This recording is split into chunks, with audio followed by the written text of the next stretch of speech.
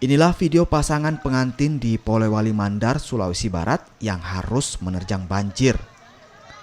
Menggunakan perahu karet, pengantin baru ini pun dibawa ke lokasi resepsi. Kejadian ini terjadi di Desa Lapeo, Kecamatan Campalagian pada Jumat pekan lalu. Video ini pun viral di media sosial. Banjir nyatanya tak menghalangi kebahagiaan Sulaiman dan Wajidah di hari pernikahan mereka. Tapi memang lagi hujan deras gitu kan? Ya memang hujan deras.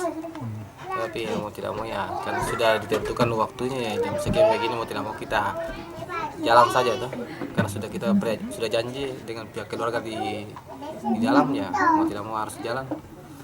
Karena orang pihak dari perempuan juga sudah kumpul dalam menunggu dari pihak laki-laki tuh. Ya mau tidak mau kita harus jalan. Itu seperti apa Pak perasaannya kemarin waktu situasi seperti itu?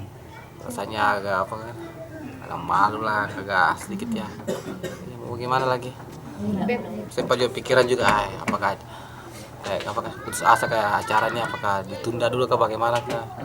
Tapi pikiran juga tapi ya. Tapi artinya alhamdulillah lancar juga. Banjir memang sempat menerjang sejumlah wilayah di Kabupaten Polewali Mandar pada pekan lalu.